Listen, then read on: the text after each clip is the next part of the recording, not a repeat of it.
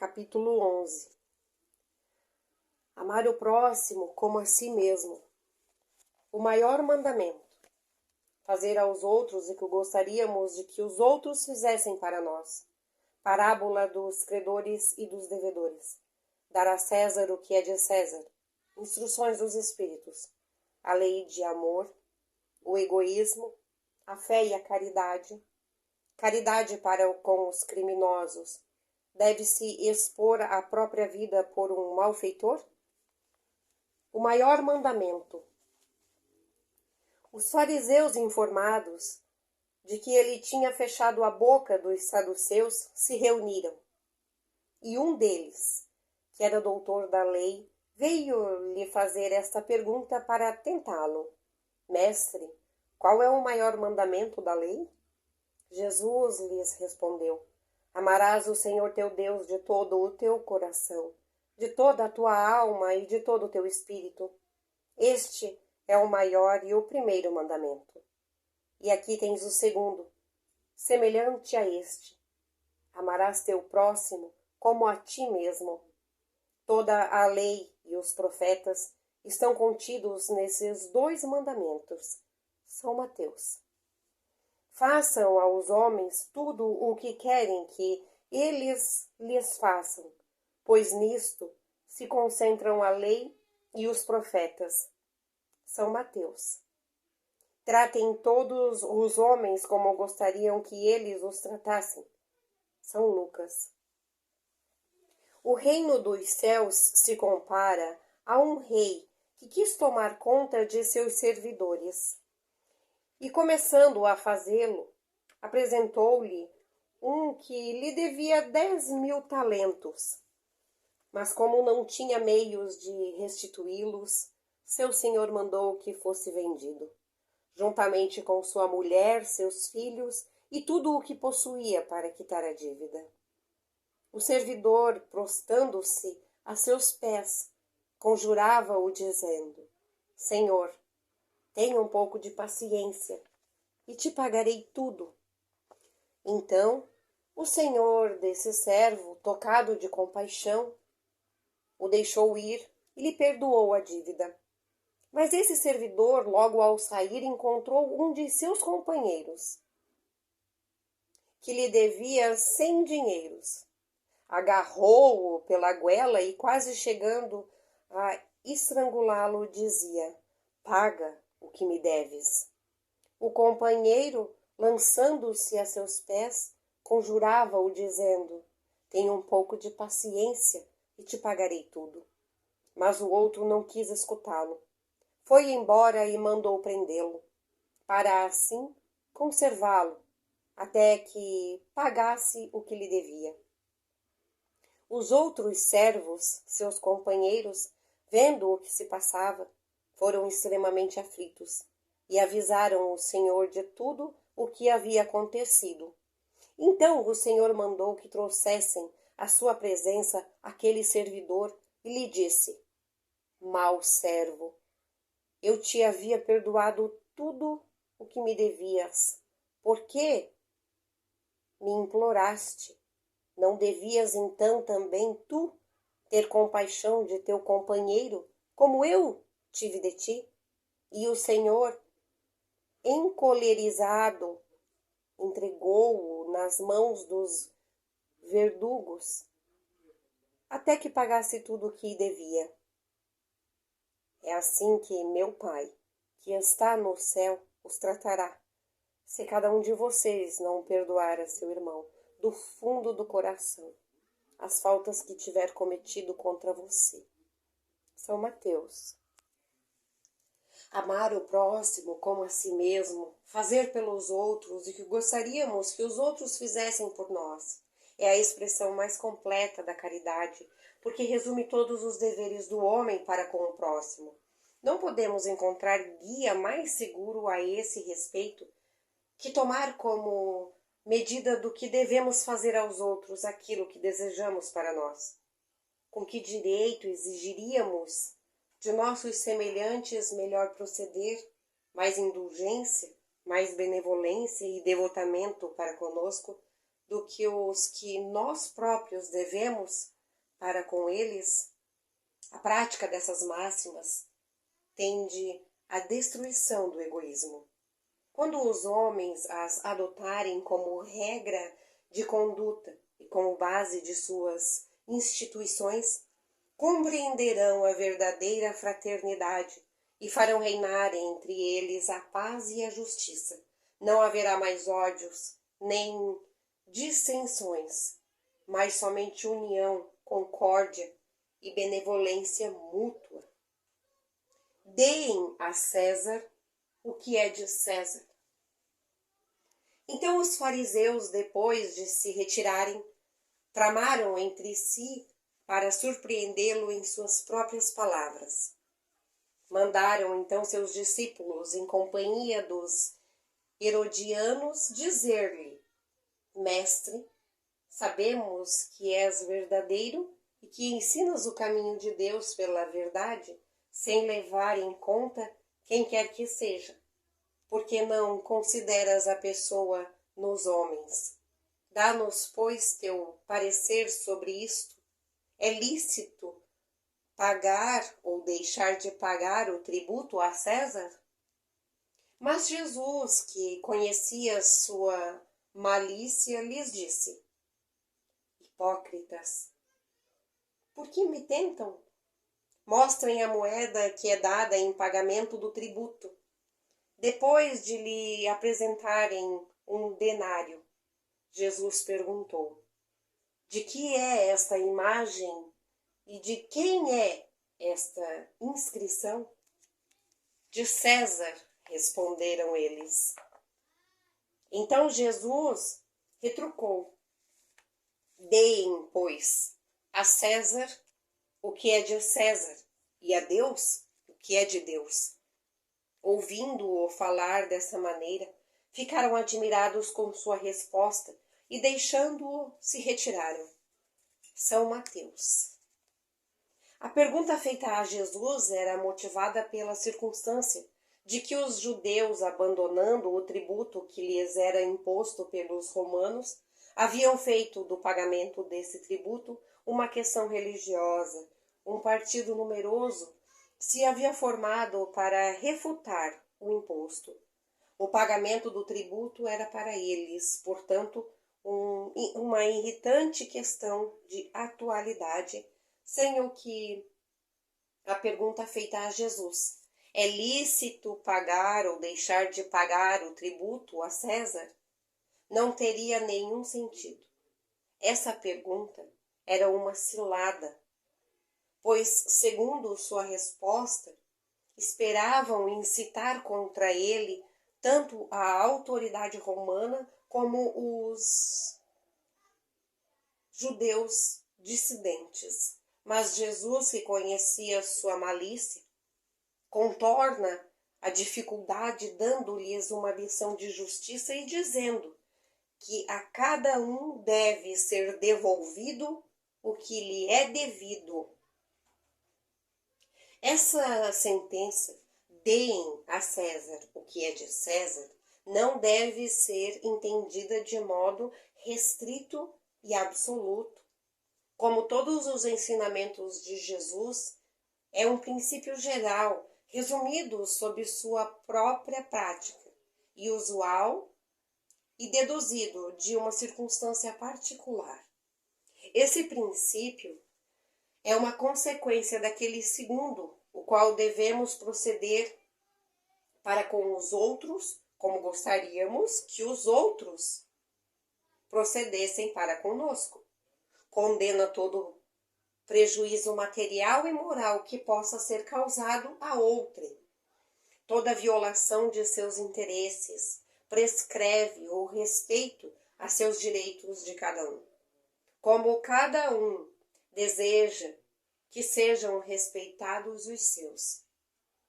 Estende-se ao cumprimento dos seus deveres contraídos para com a família, a sociedade, a autoridade, bem como para com os indivíduos.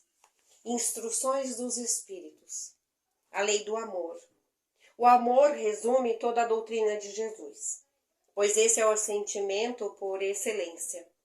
E os sentimentos são os instintos elevados à altura do progresso feito. Em seu ponto de partida, o homem só tem instintos. Quanto mais avançado e corrompido, só tem sensações. Quando mais instituído e depurado, tem sentimentos. E o ponto delicado do sentimento é o amor. Não o amor no sentimento popular da palavra, mas esse sol interior que condensa e reúne em seu ardente fogo todas as aspirações e todas as revelações sobre-humanas. A lei de amor substitui a personalidade pela fusão dos seres. Aniquila as misérias sociais. Feliz daquele que, ultrapassando sua humanidade, ama com amplo amor seus irmãos que sofrem. Feliz aquele que ama, pois não conhece a miséria da alma, nem a do corpo. Seus pés são leves e vive como que transportado para fora de si. Quando Jesus pronunciou essa divina palavra, amor, a mesma fez os povos se sobressaltarem e os mártires, ébrios de esperança, descerem ao circo. O Espiritismo, por sua vez, vem pronunciar uma segunda palavra do alfabeto divino. Fiquem atentos, pois essa palavra ergue a lápide dos túmulos vazios e a reencarnação, triunfando da morte. Revela ao homem deslumbrando o seu patrimônio intelectual. Não é mais aos suplícios que ela o conduz, mas à conquista de seu ser, elevando e transfigurado. O sangue resgatou o espírito e o espírito deve hoje resgatar o homem da matéria. Eu disse que o homem, em sua origem, só possuía instintos. Aquele, portanto, em quem os instintos dominam, está mais próximo do ponto de partida do que da meta. Para avançar em direções à meta, é necessário vencer os instintos em proveito dos sentimentos, isto é, aperfeiçoar estes últimos, sufocando os germes latentes da matéria. Os instintos são a germinação e os embriões do sentimento. Levam consigo o progresso, com a glande encerra em si o carvalho, e os seres menos adiantados são aqueles que, despojando-se aos poucos de sua crisálida, permanecem escravizados a seus instintos. O espírito deve ser cultivado como um campo. Toda a riqueza futura depende do trabalho presente, e mais que bens terrenos lhes concederá a gloriosa elevação. E então, que, compreendendo a lei do amor que une todos os seres, procurarão nela as suaves alegrias da alma, que são o prelúdio das alegrias celestiais. Lázaro, Paris, 1862. O amor é de essência divina, e desde o princípio até o último, vocês possuem no fundo do coração a centelha desse fogo sagrado. Este é um fato que puderam constatar muitas vezes. O homem mais objeto, mais vil, mais criminoso, tem para um ser ou para um objeto qualquer uma afeição viva e ardente.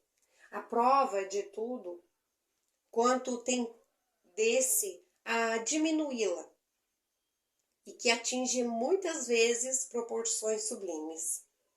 Eu disse para um ser ou um objeto qualquer, porque há entre vocês indivíduos que despendem tesouros de amor do qual o coração transborda para com animais, plantas e até objetos materiais, espécies misantropos que se queixam da humanidade em geral e que resistem ao pendor natural de sua alma, que busca em torno de si a afeição e a simpatia. Eles rebaixam a lei do amor, a condição do instinto. Mas, por mais que façam, não conseguirão sufocar o germe vivaz que Deus depositou em seu coração ao criá-los. Esse germe se desenvolve e cresce com a moralidade e a inteligência, e embora muitas vezes comprimido pelo egoísmo e a fonte das santas e doces virtudes que geram as afeições sinceras e duradouras e os ajudam a transpor o caminho escapado e árido da existência humana. Há algumas pessoas para quem a prova da reencarnação repugna com a ideia de que outros venham a partilhar das afetuosas simpatias de que são ciosas, pobres irmãos. Sua afeição os torna egoístas. Seu amor se restringe a um círculo íntimo de parentes ou de amigos, e todos os outros lhes são indiferentes. Pois bem, para praticar a lei do amor, tal como Deus a entende, é necessário que cheguem, passo a passo, a amar a todos os seus irmãos instintivamente. A tarefa será longa e difícil, mas será cumprida. Deus, o que quer, e a lei do amor é o primeiro e mais importante preceito de sua nova doutrina, porque é ele que deve um dia matar o egoísmo sobre qualquer forma que se apresente. Pois além do egoísmo pessoal, há também o egoísmo de família, de casta, de nacionalidade. Jesus disse: amem seu próximo como a si mesmo. Ora, qual é o limite do próximo? Será a família? A seita? A nação? Não. É a humanidade inteira. Nos mundos superiores, é o amor mútuo que harmoniza e dirige os espíritos adiantados que os habitam e seu planeta, destinado a um progresso próximo por meio de sua transformação social, verá seus habitantes praticar essa lei sublime, reflexo da divindade. Os efeitos da lei do amor são o melhoramento moral da raça humana e a felicidade durante a vida terrena. Os mais rebeldes e os mais viciosos deverão se reformar quando virem os benefícios produzidos pela prática deste preceito. Não façam aos outros o que não quiserem que lhes façam. Façam-lhes ao contrário todo o bem que estiver a seu alcance fazer. Não acreditem na esterilidade e no endurecimento do coração humano. Apesar dele, cede ao amor verdadeiro. É um imã ao qual não pode resistir. E o contato deve ser amor. Vivifica a fecunda e os germes dessa virtude que está em seus corações em estado latente. A terra morada de provação e que está em seus corações de exílio, será então purificada por esse fogo sagrado e verá praticar a caridade, a humanidade, a paciência, a humildade, o devotamento, a abnegação, a resignação e o sacrifício, todas elas virtudes filhas do amor. Não se cansem, portanto, de escutar as palavras de João Evangelista. Como sabem, quando a enfermidade e a velhice suspenderam o curso de sua pregação, só repetia essas doces palavras: meus filhinhos, amem-se uns aos outros. Caros irmãos amados, tirem proveito dessas lições. Sua prática é difícil, mas a alma retira delas um bem imenso. Creiam em mim e façam o sublime esforço que lhes peço. Amem-se e logo verão a terra transformada e tornar-se um Eliseu, entre parênteses, paraíso, onde as almas dos justos virão degustar o repouso. Fénelon, 1861. Meus caros condiscípulos, os espíritos aqui presentes lhes dizem por meio de minha voz: amem muito, a fim de serem amados. Este pensamento é tão justo que nele entrarão tudo o que consola e ameniza as penas de cada dia, ou melhor, praticando essa sábia máxima, se elevarão de tal modo acima da matéria que se espiritualizarão antes do despojamento do invólucro terrestre. Uma vez que os estudos espíritas desenvolveram em vocês a compreensão do futuro, uma certeza vocês têm: o avanço para Deus, com todas as promessas que respondem às aspirações de sua alma. Por isso, devem elevar-se bem alto para julgarem sem o peso da matéria e não condenar seu próximo sem terem dirigido seu pensamento a Deus. Amar no sentido profundo da palavra é ser leal, probo, consciencioso para fazer aos outros o que se gostaria para si mesmo. É procurar em torno de si o sentido íntimo de todas as dores que acabrunham seus irmãos para amenizá-las e considerar a grande família humana como sua, porque encontrarão essa família em certo período, em mundos mais adiantados, e os espíritos que acompanham são como vocês, filhos de Deus, marcados na testa para se elevarem ao infinito. É por isso que não podem recusar a seus irmãos o que Deus liberalmente lhes deu, pois de seu lado vocês ficariam realmente contentes com seus irmãos lhes dessem aquilo que necessitassem. Para todos os sofrimentos tenham, pois, uma palavra de esperança e de conforto, a fim de que vocês sejam inteiramente amor, inteiramente justiça. Creiam que esta sábia expressão, amem realmente para serem amados, abrirá caminho, é revolucionária, segue a rota que é fixa, invariável, mas já ganharam muito.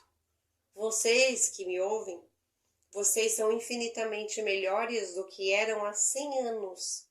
Mudaram de tal modo em seu proveito que aceitam sem contestação uma multidão de ideias novas sobre a liberdade e a fraternidade que outrora teriam rejeitado.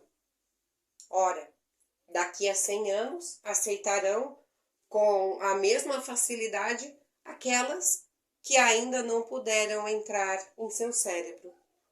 Hoje, que o movimento espírita deu um grande passo, Vejam com que rapidez as ideias de justiça e de renovação, encerrada nos ditados espíritas, são aceitas pela parte mediana do mundo inteligente. É que essas ideias respondem a tudo o que há de divino em vocês.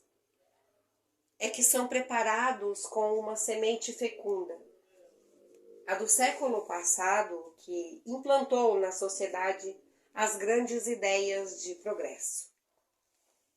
E como tudo se encadeia sob o dedo do Altíssimo, todas as lições recebidas e aceitas serão encerradas nessa permuta universal do amor ao próximo. Para ele, visto que os espíritos encarnados julgam e sentem melhor, se estenderão as mãos dos confins de seu planeta. Uns e outros se reunirão para se estender e se amar, para destruir todas as injustiças, todas as causas de desentendimento entre os povos. Grande pensamento de renovação pelo Espírito, tão bem exposto no livro dos Espíritos. Tu produzirás o imenso milagre do século futuro e o da reunião de todos os interesses materiais e espirituais do homem. Pela aplicação dessa máxima bem compreendida, amem realmente para serem amados. Sanson, ex-membro da Sociedade Espírita de Paris, 1863. O egoísmo. O egoísmo, essa chaga da humanidade, deve desaparecer da Terra, cujo progresso moral detém. É o Espiritismo que está reservada à tarefa de fazê-la ascender na hierarquia dos mundos. O egoísmo é, portanto, o alvo contra o qual todos os verdadeiros crentes devem apontar suas armas. Sua força, sua coragem. Digo coragem porque dela se necessita muito mais para vencer-se a si mesmo do que para vencer os outros. Que cada um, portanto, empregue todos os seus esforços para combatê-lo em si, pois esse monstro devorador de todas as inteligências, esse filho do orgulho, é a fronte de todas as misérias da terra. É a negação da caridade e, por consequente, o maior obstáculo à felicidade dos homens. Jesus deu o exemplo da caridade e Pôncio Pilatos o do egoísmo, pois quando o justo vai percorrer as santas estações de seu martírio, Pilatos lava as mãos, dizendo: que me importa? E diz aos judeus: este homem é justo, porque querem crucificá-lo? E, no entanto, deixa que o conduzam ao suplício. É a esse antagonismo entre a caridade e o egoísmo, é a invasão dessa lepra no coração humano, que o cristianismo deve não ter ainda contemplado toda a sua missão. Cabe a vocês, nossos apóstolos da fé, que os espíritos superiores iluminam a terra, bem como o dever de extirpar esse mal, para dar ao cristianismo toda a força e desobstruir o caminho dos entraves que atrapalham sua marcha. Expulsem o egoísmo da terra para que possa gravitar na escala dos mundos. Pois já é tempo que a humanidade revista sua roupagem viril, e para isso é necessário principalmente expulsá-lo de seu coração. Emmanuel, Paris, 1861.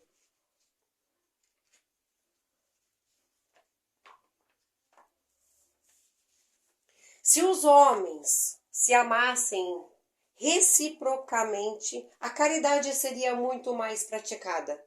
Mas para isso seria necessário que se esforçassem por se desembaraçar dessa couraça que cobre seus corações, a fim de se tornarem mais sensíveis para com aqueles que sofrem. A rigidez mata os bons sentimentos. Jesus jamais se excusava, não repelia aquele que o procurava. Fosse quem fosse, a mulher adúltera, o criminoso, eram socorridos por ele. Nunca chegou a temer que sua própria reputação sofresse por isso, quando, pois, o tomaram por modelo de todas as suas ações? Se a caridade reinasse na terra, o mal nela não imperaria, fugiria envergonhado. Ocultasse-a, porque seria deslocada em toda parte. O mal então desapareceria. Fiquem realmente certos disso. Comecem por dar exemplo. Sejam caridosos para com todos instintamente. Esforcem-se por não atender, pois contra aqueles que os olham com desdém e deixem a Deus o cuidado de fazer toda a justiça, pois todos os dias em seu reino separa o joio do trigo. O egoísmo e a negação da caridade. Ora, sem a caridade não há descanso na sociedade.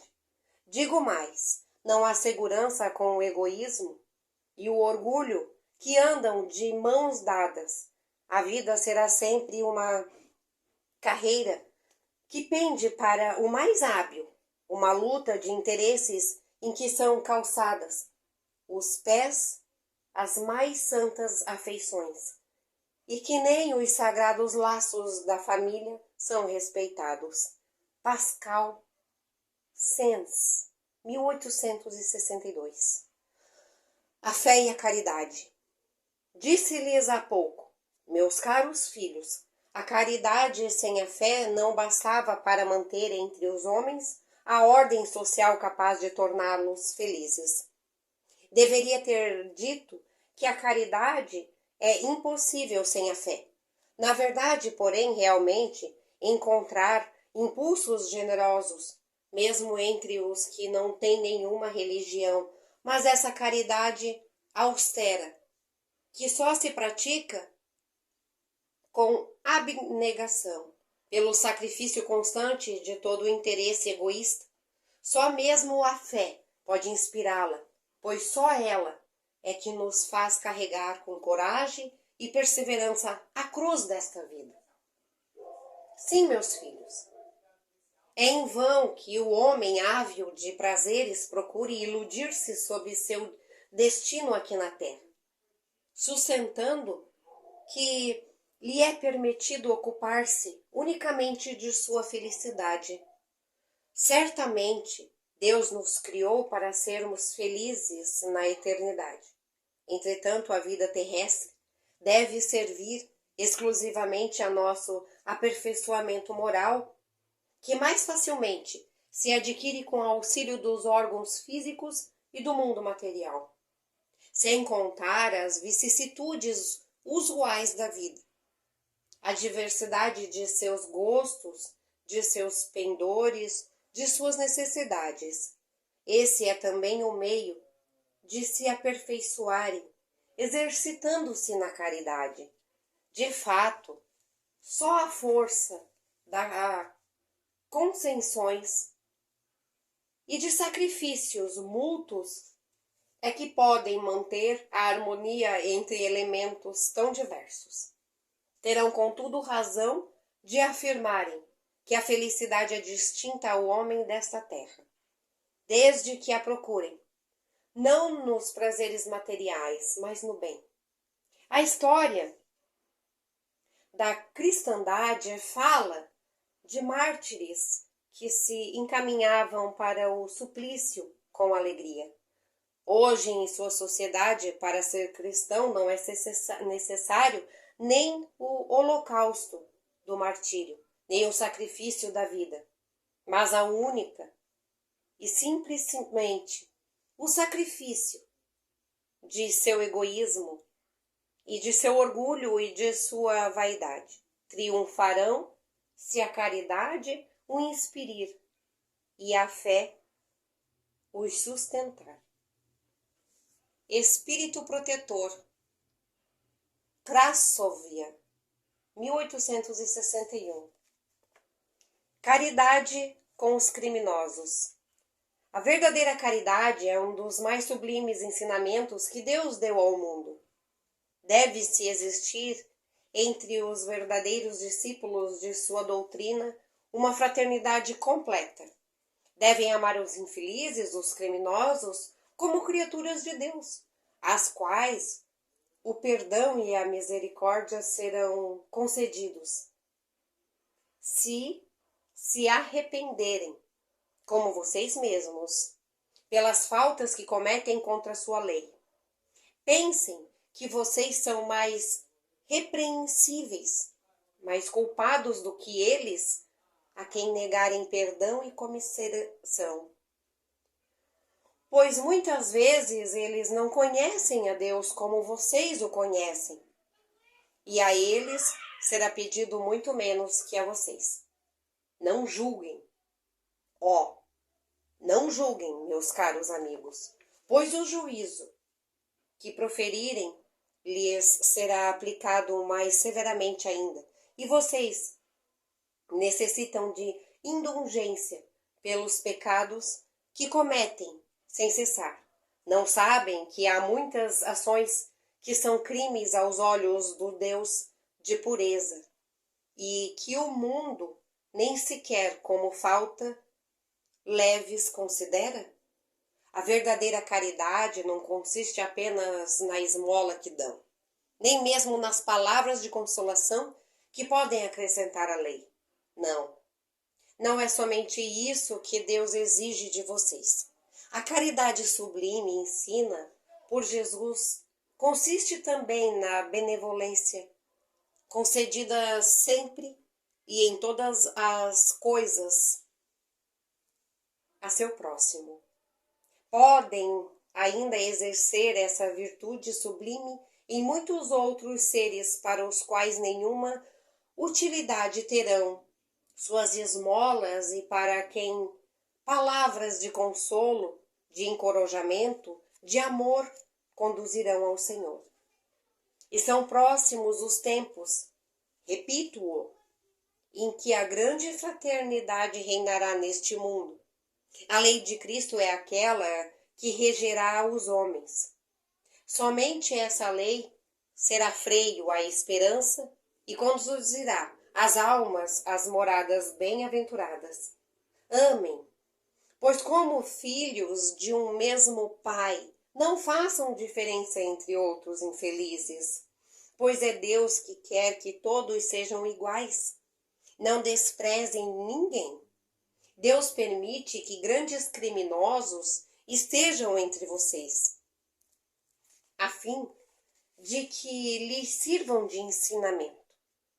Em breve, quando os homens se submeterem às verdadeiras leis de Deus, não haverá mais necessidade desses ensinamentos e todos os espíritos impuros e revoltados serão dispersados pelos mundos inferiores, de acordo com sua inclinação. Deveis àqueles de quem falo o socorro de suas orações. É a verdadeira caridade. Não se deve dizer de um criminoso, é um miserável. Deve-se expurgar deles a terra, a morte que lhe é infligida e muito branda para um ser dessa espécie. Não é assim que devem falar. Observem seu modelo. Jesus que dizia, ele, se visse esse infeliz perto dele, ele o lamentaria considerá-lo-ia um doente realmente digno de compaixão. Ele lhe estenderia a mão na realidade. Não podem fazer o mesmo, mas pelo menos podem orar por ele. Assistir seu espírito durante os poucos momentos que ainda deve passar na terra. O arrependimento pode tocar seu coração se orarem com fé. E seu próximo, como o melhor dos homens, sua alma desgarrada e revoltada foi criada como a sua para se aperfeiçoar. Juntem-no, pois, a sair do lamaçal e orem por ele. Elizabeth da França, 1862. Um homem está em perigo de morte. Para salvá-lo é necessário expor a própria vida. Mas se sabe que esse homem é um malfeitor e que, se escapar, poderá cometer novos crimes. Deve-se, apesar disso, expor-se para salvá-lo. Esta é uma questão muito grave e que naturalmente pode se apresentar ao espírito. Responderei segundo o meu atendimento moral, porquanto nesse ponto se trata de saber se alguém deve expor sua própria vida por um malfeitor. O devotamento é cego. Socorre-se um inimigo. Deve-se, portanto, socorrer o inimigo da sociedade. Numa palavra, um malfeitor. Acreditam que seja somente às portas da morte que se consegue deter esse infeliz? Talvez seja em toda a sua vida passada. De fato, imaginem que nos rápidos instantes que lhe arrebatam os últimos minutos de vida, o homem perdido volva à sua vida passada, ou melhor, ela se ergue diante dele. A morte talvez chegue cedo demais para ele. A reencarnação poderá ser terrível. Corram, pois, homens, corram vocês que a ciência espírita iluminou. Corram, arranquem-no de sua condenação e então, talvez esse homem que teria morrido blasfemando se atirará em seus braços. Todavia, não devem se perguntar se o fará ou não. Socorram-no, pois ao salvá-lo, obedecem a essa voz do coração que lhes diz: tu podes salvá-lo, salva-o. Lamennais, Paris, 1862.